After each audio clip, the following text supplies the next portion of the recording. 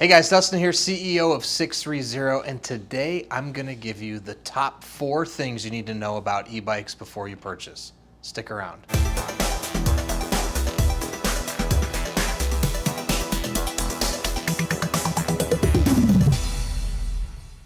Okay guys, so today I'm going to tell you the top 4 things you must know about e-bikes before you purchase. But before I do, hit that subscribe button down below. Stay in touch with us here at 630. Be the first to see all the new content we're putting out, and also be the first to know about the weekly, monthly contests we're doing for giveaways of bikes, e-bikes, and accessories. So hit subscribe, stay in touch. All right, so let's jump into it. The top 4 things you must know about electric bikes before you purchase one. Now, let's start. Number 1, let me check my notes here.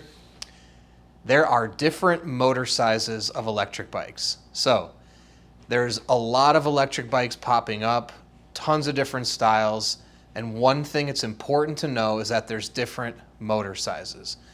Now, in California, as an example, the largest size a motor can be is 750 watts.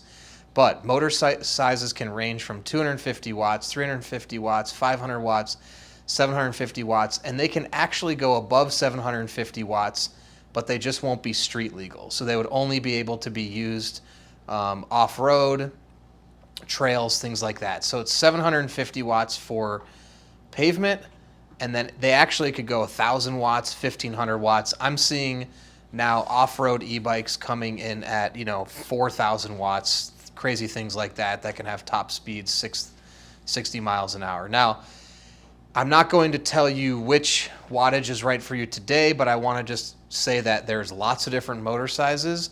So it's very important that you think about the use and how you're going to use the e-bike. How much power do you really need?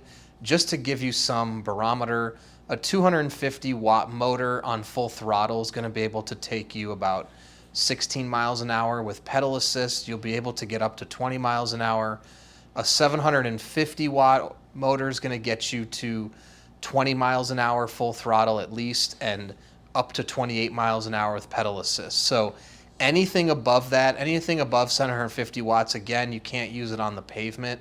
It'll be off-road, and those bikes can really fly. They can take you 30, 40, 50, even 60 miles an hour. So, and again, you're going to pay more. Bikes are going to get more expensive the larger the motor size gets. So it's important that you just think about how much power do you really need? How much effort do you want to put it in?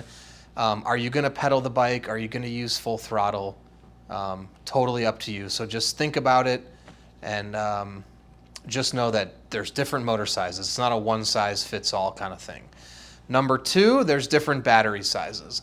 So this is also important to think about, because depending on how far you're going to ride, how long you're going to be out for, do you want a smaller battery or larger battery? Different companies have different battery sizes. Battery sizes also vary based on motor sizes. So if you have a more powerful motor, you want a larger battery, obviously, so the battery can last longer when you're out riding.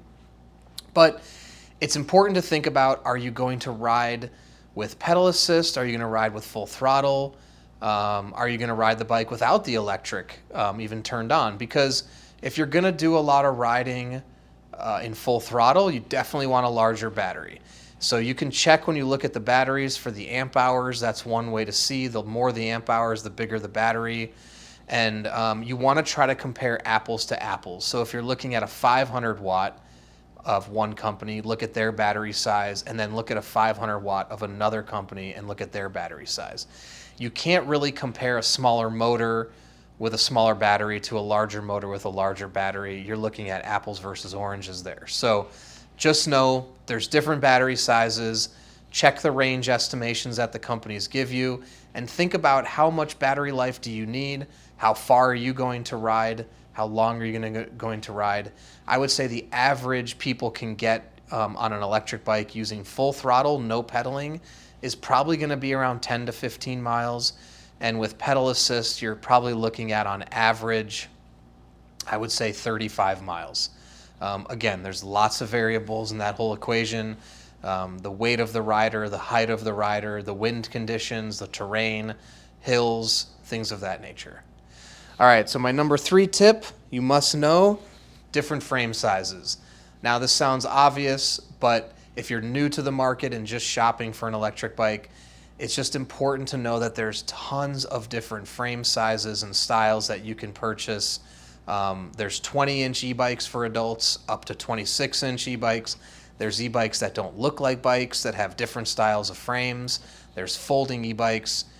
But it's just important to know that if you don't have a sense of what you want, I want you to know that there's lots of different types out there. And it's about finding the right type of bike that's for your needs. And I have some other videos that talk about that specific topic, which is finding the right bike for you. But again, on the high level search, just know, lots of different types. You can search for different places. You don't have to focus on the first thing you see. All right, so, and the last thing I'll say too is that with all these different frame sizes, you'll be able to find the right frame for your body.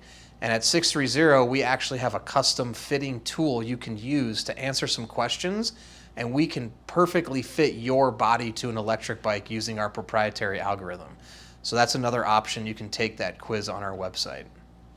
Lastly, my number 4 tip, electric bikes may or may not have gears, but the gears are not related to the electric portion of the bike. And what I mean by this is electric bikes, the motors don't come with gears. When an electric bike has gears, we're talking about gears on the bicycle. So I just think that's important to know that. Some people may think that electric bikes have gears and you shift them or the electric motor shifts. They don't. Now, electric bikes can have gears, but again, they'd be on the bicycle. And I've seen electric bikes with 1 speed, 7 speed, 3 speed, 21 speed. Really depends on how much are you going to use the pedal assist, where are you going to ride the bike, are you going to ride the bike and not use the pedal assist. If you're not going to use the pedal assist or you're going to use the pedal assist frequently, having some gears is nice. If you're going to be doing more full throttle, then you may not need gears as often. So just important to know the differentiation between the gears that are on the bicycle and the fact that there's no gears attached to the actual motor of the electric bike. So those are my top 4 things to know about electric bikes before purchasing. If you have suggestions or think there's other things that people should know before buying an electric bike, please comment below. I'd love to hear them.